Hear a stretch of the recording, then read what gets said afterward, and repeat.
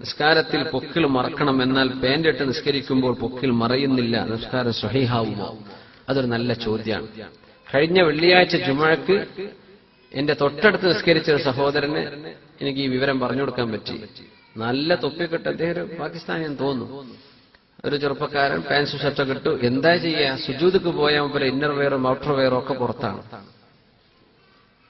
എന്തൊരു അപകടമാണ്! എന്തൊരു ഈ കമ്പനിക്കാരൊക്കെ പാൻസ് ഇങ്ങനെ പൊക്കാൻ പറ്റാത്ത കോലത്തിലാണോ ഇപ്പൊ അടിക്കണമെന്ന് തോന്നുന്നുണ്ട്. ജീൻസിന്റെ ചില വിഷയങ്ങൾ.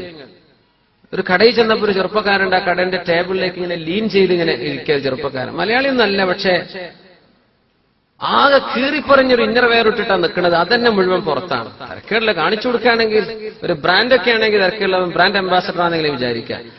സുബ്ഹാനല്ലാഹ്, മനുഷ്യന്മാർക്ക് എന്താണ് പറയാ, കൾച്ചർ അങ്ങ് താഴ്ന്നു പോയാൽ പിന്നെ അതിനൊന്നും നമുക്ക് ഡിഫൈൻ ചെയ്യാൻ പറ്റൂല. പിന്നെ എന്തു ചെയ്യും? ഇപ്പൊ അത്ര അതിന്റെ താഴേക്ക് എത്തും. സ്വന്തം മനുഷ്യൻ അറിയൂലേ എന്റെ ബാക്കിന്ന് ഡ്രസ്സ് താഴെ പോകുന്നുണ്ട്? മിനിമം ഒരു ഏസിന്റെ തണുപ്പെങ്കിലും തട്ടൂലേ? ഇതറിയാത്ത പോലെ സുബ്ഹാനല്ലാഹ് പാന്റൊക്കെ താഴ്ന്ന് ആ സ്റ്റൈലൊക്കെ ഒന്ന് പോകാൻ സമയമായിട്ടുണ്ട്. കുറച്ചു കാലം ഇപ്പൊ തുടങ്ങിയിട്ട്. അത് മൂവ് ആവുമെന്ന് ഞാൻ വിചാരിക്കില്ല. ഇടയ്ക്ക് ഇങ്ങനെ വരണുണ്ട് ഓരോന്ന്. മുഅ്മിനീങ്ങളെ, നിസ്കരിക്കുകയാണെങ്കിൽ പുരുഷന്മാർ നിർബന്ധമായും പൊക്കിള് മുതൽ മുട്ട് അടങ്ങിയത്, മുട്ട്, കാൽമുട്ട്, നീ ഇൻക്ലൂസീവ് മറഞ്ഞിരിക്കൽ നിർബന്ധമാണ്. അപ്പം പൊക്കിൾ എന്ന് പറഞ്ഞാൽ നമ്മളെ ബെല്ലി ബട്ടൺ, അവിടെ മുതൽ മുഴുവൻ മറഞ്ഞിരിക്കണം.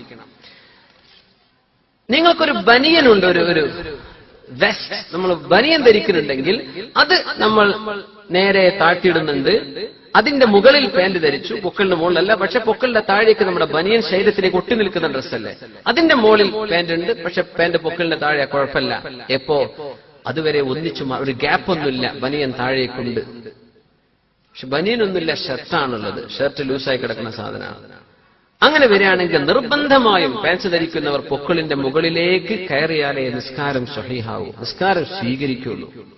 പക്ഷെ ഞാൻ നിസ്കാരം കഴിഞ്ഞപ്പോൾ ചെറുപ്പക്കാരന് പറഞ്ഞു കൊടുത്തു, ഇംഗ്ലീഷ് അറിയുന്നു ചോദിച്ചു. ഇംഗ്ലീഷ് അറിയുന്നു പറഞ്ഞു. അങ്ങനെ അദ്ദേഹം ഭയങ്കര അപ്രീഷിയേറ്റ് ചെയ്തു. അൽഹംദുലില്ലാഹ് പറഞ്ഞല്ലോ എന്ന് പറഞ്ഞു. സുന്നത്തൊക്കെ 4ഉം 6ഉം റക്അത്ത് നിസ്കരിച്ചിട്ടുണ്ട്. എല്ലാം കഴിയട്ടെ എന്ന് വിചാരിച്ചു. ഞാൻ അതിന്റെ ഇടക്ക് സംസാരിക്കാൻ പറ്റാത്ത സ്ഥലത്ത് അങ്ങനെ വിഷയം പറഞ്ഞു കൊടുക്കാൻ മുമ്പിനിങ്ങളെ ചെറുപ്പക്കാരെ, നമ്മളെ മലയാളികളൊന്നും ചെയ്യരുത്. ഞാനിപ്പോ പറഞ്ഞ് മനസ്സിലായിട്ടുള്ള ആളുകൾ ആരും ചെയ്യരുത്, അല്ലെ? ആരും ചെയ്യരുത്. അതൊക്കെ ഭയങ്കര മോശമാണ്. മനുഷ്യന്മാരുടെ ബോട്ടം എന്തിനാ ആൾക്കാർ കാണിച്ചു കൊടുക്കേണ്ട കാര്യം? മനുഷ്യന്മാരുടെ നിസ്കാരം ഫസാദാവുന്നില്ലേ? അവന്റെ നിസ്കാരമോ ഫസാദ്? അള്ളാന്റെ പള്ളിയിൽ വേണോ ഈ തോന്നിവാസമൊക്കെ?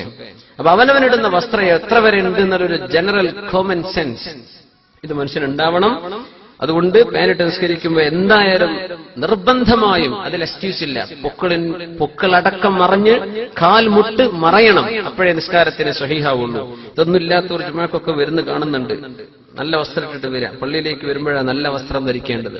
ഉറങ്ങിച്ച് നേരെ അങ്ങോട്ട് വരും പള്ളിക്ക്, ജുമാക്കൊക്കെ അങ്ങനെയല്ല. നല്ല വസ്ത്രം ഇട്ടിട്ട് വാ. അല്ലാഹു ഖുദു സീനതകും ഇൻദ കുല്ലി മസ്ജിദിൻ, അല്ലാഹുവിന്റെ മുമ്പിലേക്ക് വരുമ്പോൾ നല്ല വസ്ത്രം ഇട്ട് വരണം എന്ന്